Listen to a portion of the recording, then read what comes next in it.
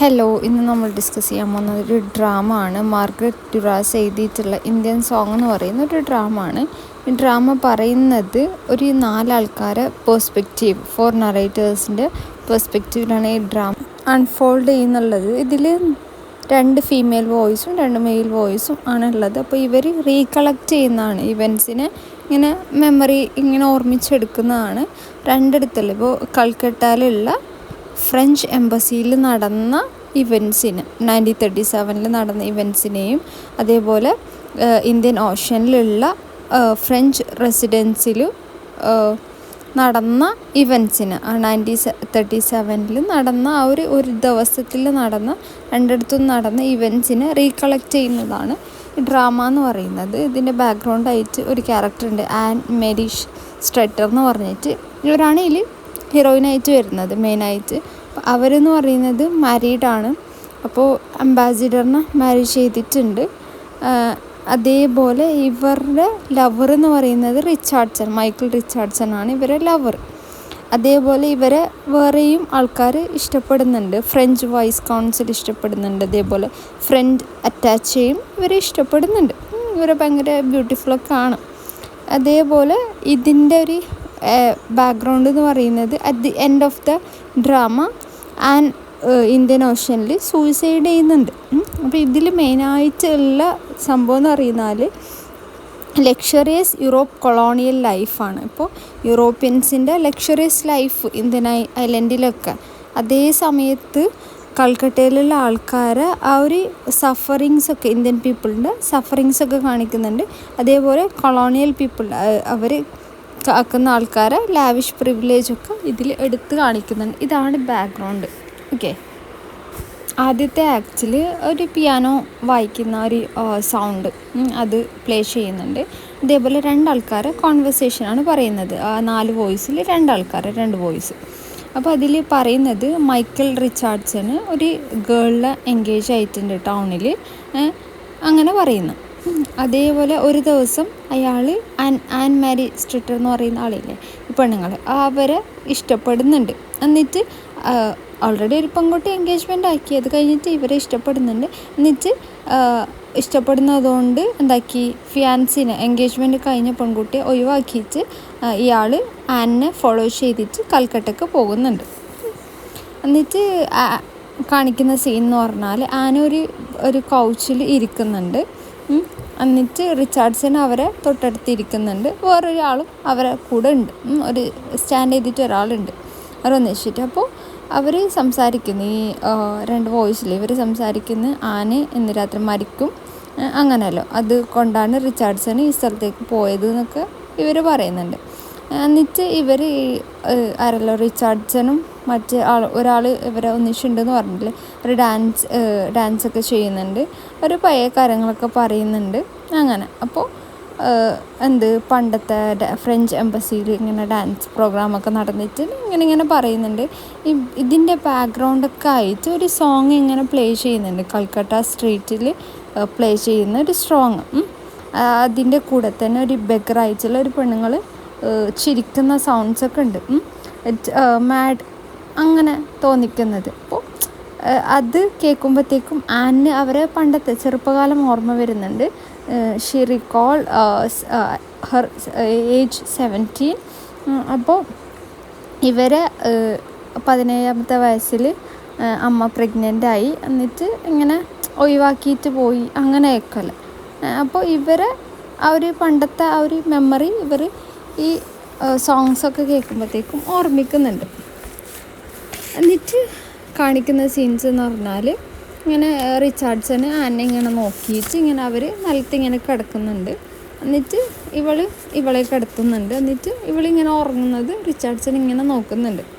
എന്നിട്ട് ഇങ്ങനെ ആ വോയിസ് ഇല്ലേ, ഈ 2 പെണ്ണുങ്ങളെ വോയിസ്, 2 വിമൻസിൻ്റെ വോയിസാണ്. അപ്പോൾ വിമൻസിൻ്റെ വോയിസ് ഇങ്ങനെ പറയുന്നുണ്ട്, ഇത് റിച്ചാർഡ്സൺ എൻഗേജ് ചെയ്ത പെൺകുട്ടി ഉണ്ടല്ലോ, ഒഴിവാക്കിയിട്ട് വന്ന ആ പെൺകുട്ടി മരിച്ചുപോയി എന്നൊക്കെ പറയുന്നുണ്ട്.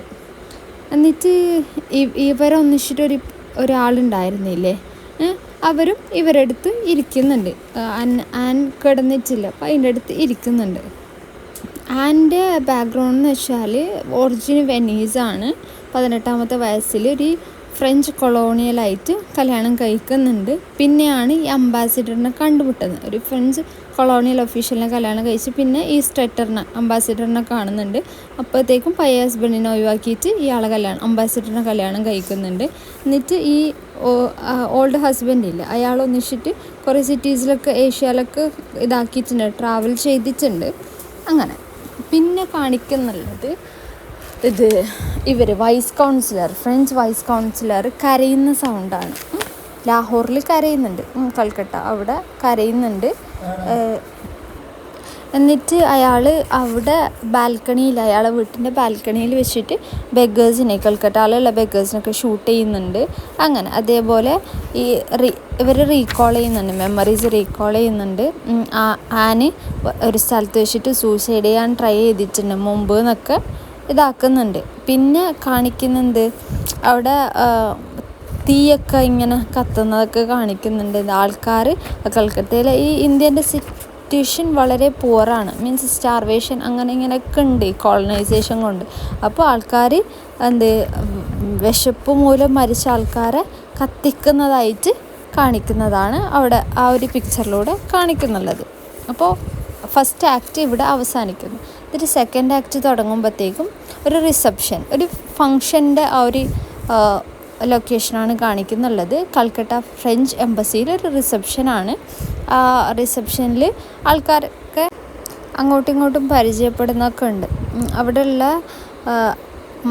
മൈക്കിളുണ്ട്, റിച്ചാർഡ്സൺ ഉണ്ട്, പിന്നെ ഫ്രഞ്ച് വൈസ് കൗൺസിലുണ്ട് ലാഹോറിൽ. അവിടെ എന്നിട്ട് ഗസ്റ്റൊക്കെ ഇയാളെക്കുറിച്ചിട്ട്, വൈസ് കൗൺസിലിനെ കുറിച്ചിട്ട് ഗോസിപ്പ് പറയുന്നുണ്ട്. ഇയാളെന്താണ് ലാഹോറിൽ ചെയ്തിട്ടുണ്ടായിരുന്നത്, ഇയാൾ സൂയിസൈഡ് ചെയ്യാനൊക്കെ ട്രൈ ചെയ്തിട്ടുണ്ട്, അങ്ങനെയൊക്കെ. അതേപോലെ അവിടെ ഉണ്ടായിരുന്ന യങ് ഫ്രണ്ട് അറ്റാച്ച് എന്ന് പറയുന്ന ഈ ഫ്രഞ്ച് ഇവരെ ഗസ്റ്റ് അയച്ചിട്ടുണ്ടായിരുന്നു. അപ്പോൾ ഇയാൾ ആനിനെ കണ്ടപ്പോഴത്തേക്കും ഭയങ്കര വണ്ടേർഡായി. എന്നിട്ട് ആനോട് ചോദിക്കുന്നത്, നിങ്ങളെന്താണ് ടൈം പാസിനൊക്കെ എന്താണ് ചെയ്യുന്നത്, എന്തൊക്കെയാണ് ഹോബീസ് അങ്ങനെയൊക്കെ ചോദിക്കുന്നത്. അപ്പോൾ ആന പറയുന്നത് പിള്ളേരൊപ്പരം ചിൽഡ്രൻ്റെ ഒപ്പരം ടെന്നീസ് ചെയ്യലുണ്ട്, അതേപോലെ ഏർലി മോർണിംഗിൽ സൈക്കിൾ റൈഡൊക്കെ ചെയ്യലുണ്ട്, പിന്നെ ഹസ്ബൻഡ് ഒന്നിച്ച് ഡാൻസ് ചെയ്യൽ, ഇതൊക്കെയാണ് ഞാൻ ഫ്രീ ടൈമിൽ ചെയ്യലുള്ളതെന്ന് പറയുന്നു. എന്നിട്ട് ഒരു നെക്സ്റ്റ് സീൻ എന്ന് പറയുന്നത് വൈസ് കൗൺസിൽ ഗാർഡനിൽ നിന്നിട്ടുണ്ടാവുന്നു. അപ്പോൾ അവിടെ അംബാസിഡർ വരുന്നു. എന്നിട്ട് അംബാസിഡർ യങ് അറ്റാച്ച് ആയിട്ടൊക്കെ സംസാരിക്കുന്നുണ്ട് വൈസ് കൗൺസിലിന്. ഇവരൊക്കെ ഒന്നിച്ച് സംസാരിക്കുന്നുണ്ട്. എന്നിട്ട് ഇവർ ഗൺ ഷൂട്ടിനെ കുറിച്ചിട്ടൊക്കെ പറയുന്നുണ്ട് ലാഹോറിലുള്ളത്. അപ്പോൾ വേറെ ആർക്കും മനസ്സിലാവുന്നില്ല എന്തുകൊണ്ട് ഇയാൾ ചെയ്തു. ഇങ്ങനെ ഒരു ഗൺ ഷൂട്ട് ചെയ്യാനുള്ള റീസൺ ആർക്കും അറിയില്ല. എന്നിട്ട് അവിടെ ഒരു റിസോർട്ടിൻ്റെ പരിപാടി നടക്കുന്നല്ലോ, റിസപ്ഷൻ. എൻ്റെ റിസോർട്ടിൽ ഒരു പ്രൈവറ്റ് റൂമുണ്ട് ആന്. അപ്പോൾ ആന അവിടെ വെച്ചിട്ട് റിച്ചാർഡ്സൺ ആയിട്ട് ഡാൻസ് കളിക്കുന്നുണ്ട്. അപ്പോൾ ബെഗർ വുമണ് ഒരു സൗണ്ട് അന്ന് കേട്ടിട്ടില്ലേ, ബെഗർ വുമണിൻ്റെ സൗണ്ട്. അപ്പോൾ ഈ ഒരു ബെഗർ വുമണ് ഗാർഡനിൽ ഒളിഞ്ഞിരുന്നിട്ട് കാണുന്നുണ്ട് ആന. അപ്പോൾ ആന എന്താക്കുന്നത്, റൂമിലേക്ക് തന്നെ പോകുന്നുണ്ട്, പുറത്തേക്ക് വരുന്നു. അപ്പോൾ ബെഗർ വുമണിനെ കാണുന്നത് തിരിച്ച് റൂമിലേക്ക് തന്നെ പോകുന്നു. ഇത് ഗസ്റ്റ് ഈ ആനിനെ കുറിച്ചിട്ട് പറയുന്നുണ്ട്, ഇങ്ങനെ കാര്യങ്ങളൊക്കെ പറയുന്നുണ്ട്. ആന് വെക്കേഷനിൽ റിച്ചാർഡ്സിനൊപ്പരം അതേപോലെ ഫ്രണ്ട്സിൻ്റെ ഒപ്പരമൊക്കെ വെക്കേഷനൊക്കെ പോകുന്നുണ്ട്. പക്ഷേ ഹസ്ബൻഡ് ഐലൻഡിലേക്ക് ഹണ്ടിങ്ങിനൊക്കെ പോകുന്ന സമയത്ത് ആന് ഫ്രണ്ട്സിൻ്റെ ഒപ്പരം റിച്ചാർഡ്സിനൊപ്പരമൊക്കെ ട്രിപ്പിനൊക്കെ പോകുന്നുണ്ടെന്ന് പറയുന്നു. അതേപോലെ കല്യാണത്തിന് മുമ്പ് പിയാനിസ്റ്റ് ആയിരുന്നു എന്ന് പറയുന്നത്. പിന്നെ അടുത്ത സീൻ എന്ന് പറയുന്നത് കാണിക്കുന്നത് ആന് യങ് അറ്റാച്ച് ഒന്നിച്ചിട്ട് ഡാൻസ് കളിക്കുന്നുണ്ട്. അതേ സമയത്ത് വൈസ് കൗൺസിൽ ഓരോ പെൺകുട്ടീനോട് ഇയാളൊന്നിച്ച് ഡാൻസ് കളിക്കുമോ എന്ന് ചോദിക്കുന്നുണ്ട്. ആ പെൺകുട്ടി സർപ്രൈസ് ആയിട്ട് ആ വൈസ് കൗൺസിൽ എന്നോട് ചോദിച്ചു പറഞ്ഞിട്ട് അഗ്രി ചെയ്ത് ഡാൻസൊക്കെ കളിക്കുന്നുണ്ട്. അതിൻ്റെ ബാക്ക്ഗ്രൗണ്ട്, ഈ സംഭവങ്ങളൊക്കെ നടക്കുമ്പോൾ ബാക്ക്ഗ്രൗണ്ട് നോയ്സ് ആയിട്ട് ഇന്ത്യയിൽ സ്പ്രെഡായിട്ടുള്ള ലെപ്രസീനെ കുറിച്ചിട്ടുള്ള ബാക്ക്ഗ്രൗണ്ട് നോയ്സാണ് കേൾക്കുന്നത്. അപ്പോഴത്തേക്കും വൈസ് കൗൺസിൽ പറയുന്നുണ്ട്, എനിക്കും ലെപ്രസി വരാൻ ഭയങ്കര ആഗ്രഹമാണ് എന്നൊക്കെ പറയുന്നുണ്ട്. അപ്പോൾ എന്താക്കുന്നത്, ഒന്നിച്ചുള്ള പെൺകുട്ടി ഇയാളെ ഉപേക്ഷിച്ചിട്ട് ഒഴിവാക്കിയിട്ട് അവിടെ നിന്ന് പോകുന്നുണ്ട്. ഇനി കാണിക്കുന്നുള്ളത് വൈസ് കൗൺസിൽ ആനിനെ ഒന്നിച്ചിട്ട് ഡാൻസ് കളിക്കുന്നത്. അയാൾ പറയുന്നുണ്ട് എനിക്ക് നിന്നെ ഇഷ്ടമാണെന്ന്. പക്ഷേ ഈ ആന പറയുന്നത് അത് ഡിനൈ ചെയ്യുന്നുണ്ട്. എന്നിട്ട് പറയുന്നുണ്ട് എനിക്ക് റിച്ചാർഡ്സനെയാണ് ഇഷ്ടം. പക്ഷേ അയാൾ ഭയങ്കര ബെഗ് ചെയ്യുന്നുണ്ട്, അതിൻ്റെ ഒപ്പം നിൽക്കണം, എനിക്ക് ഭയങ്കര ഇഷ്ടമാണ് അങ്ങനെയല്ലോ. പക്ഷേ ആന് സമ്മതിക്കുന്നില്ല, റെഫ്യൂസ് ചെയ്യുന്നതാണ്. അയാൾ ഷൗട്ട് ചെയ്യാനെല്ലാം തുടങ്ങുന്നുണ്ട്. അപ്പോൾ ഗസ്റ്റെല്ലാം ഭയങ്കര ഷെയിമായിട്ട് ഹൊറിഫൈഡ് ആയിട്ട് ഫീൽ ചെയ്യുന്നുണ്ട്. എന്നിട്ട് അയാൾ കരയുന്നുണ്ട്, ആൻ്റെ പേര് പറഞ്ഞിട്ട് ആ രാത്രി മൊത്തം അയാൾ കരയുന്നുണ്ട്. അപ്പോൾ ആക്ട് 2 ഇവിടെ അവസാനിക്കുന്നുണ്ട്. ഇനി ആക്ട് 3 പറയുന്നത് വോയിസ് 3ഉം വോയിസ് 4ഉം 2 മെയിൽ വോയിസിനാണ് പറയുന്നത്. അവ വോയിസ് അങ്ങോട്ടും ഇങ്ങോട്ടും സംസാരിക്കുന്ന മൈക്കിള് ഇന്ത്യയിൽ നിന്ന് തിരിച്ചു പോകുന്നത്. മൈക്കിൾ ആനെ പിന്തുടർന്നിട്ടല്ലേ കൽക്കത്തക്ക് എത്തിയത്. അപ്പോൾ മൈക്കിള് ഇന്ത്യയിൽ നിന്ന് തിരിച്ചു വരാൻ കാരണം ആന മരിച്ചതാണ്. ആന മരിച്ച ശേഷം മൈക്കിൾ ഇന്ത്യയിൽ നിന്ന് തിരിച്ചു വന്നിട്ടുണ്ടെന്ന് പറയുന്നത്. അതേ സമയത്ത് വൈസ് കൗൺസിലർ അയാൾ ആ ഒരു പോസ്റ്റ് ആ ദിവസം തന്നെ റിസൈൻ ചെയ്തിട്ടുണ്ട്. പിന്നെ ഇവരെ വെക്കേഷനും കാര്യങ്ങളൊക്കെ മെൻഷൻ ചെയ്യുന്നുണ്ട്. വോയിസ് അങ്ങോട്ടും ഇങ്ങോട്ടും ഇവരെ കഥകളൊക്കെ പറയുന്നുണ്ട്. അവർ prince of Wales island, Indian ഓഷ്യനിലുള്ള ഒരു ഐലൻഡിൽ അവർ താമസിക്കുന്നുണ്ട് എന്ന് പറയുന്നു. എന്നിട്ട് ആക്ട് 4 വരുന്നത്. ആക്ട് 4 എല്ലാവരും കൂടിയിട്ട് ഹോട്ടൽ ലോഞ്ചിലാണുള്ളത്. എന്നിട്ട് അവർ ഡൈനിങ് റൂമിലേക്ക് പോകുന്നുണ്ട്. വൈസ് കൗൺസിൽ ഗാർഡനിൽ അപ്പിയർ ചെയ്യുന്നുണ്ട്. പെട്ടെന്ന് വൈസ് കൗൺസിലിനെ ഗാർഡനിൽ കാണിക്കുന്നുണ്ട്. എന്നിട്ട് അയാൾ ഹോട്ടലിലേക്ക് കയറുന്നുണ്ട്. എന്നിട്ട് അതേ സമയത്ത് ബെഗറിനെയും അവിടെ കാണിക്കുന്നുണ്ട്. എന്നിട്ട് ആനില്ലേ ആന് ബീച്ചിലേക്ക് നടക്കുന്നുണ്ട്. അതേ സമയത്ത് വൈസ് കൗൺസിൽ ഇവളെ ഫോളോ ചെയ്യുന്നുണ്ട്. ആക്ട് 4 അവിടെ തീർന്ന്. ആക്ട് 5 ആനും മൈക്കിളും യങ് അറ്റാച്ചയും ഒരു ഫ്രഞ്ച് റെസിഡൻസിൽ അവിടെ ഇതാക്കുന്നുണ്ട്, ഒരുമിച്ച് കൂടുന്നുണ്ട്. വൈസ് കൗൺസിലും അവിടെ എത്തുന്നുണ്ട്. എല്ലാവരും അവിടെ എത്തി. മൈക്കിള് പിയാനോ പ്ലേ ചെയ്യുന്നുണ്ട്. എന്നിട്ട് യങ് അറ്റാച്ച് ആന് കിസ് കൊടുക്കുന്നുണ്ട്. മൈക്കിളും യങ് അറ്റാച്ചയും പിന്നെ പുറത്ത് പോകുന്നുണ്ട്. എന്നിട്ട് വോയിസ് 4 പറയുന്നുണ്ട്. 4ാമത്തെ വോയിസ് പറയുന്നുണ്ട് ആന് ഇന്ത്യൻ ഓഷ്യനിലേക്ക് ഇങ്ങനെ നടന്നിട്ട് പോയിട്ട് ബീച്ചിലൂടെ നടന്നിട്ട് ബീച്ച് സൈഡിലേക്ക് നടന്നിട്ട് വെള്ളത്തിലേക്ക് ജമ്പ് ചെയ്യുന്നുണ്ട്, സൂയിസൈഡ് ചെയ്യുന്നുണ്ട് എന്ന് പറയുന്നുണ്ട്. ഇതോടെ ഈ ഒരു ഡ്രാമ അവസാനിക്കുന്നുണ്ട്. ആക്ട് 5 എൻഡ് ആവുന്നുണ്ട്.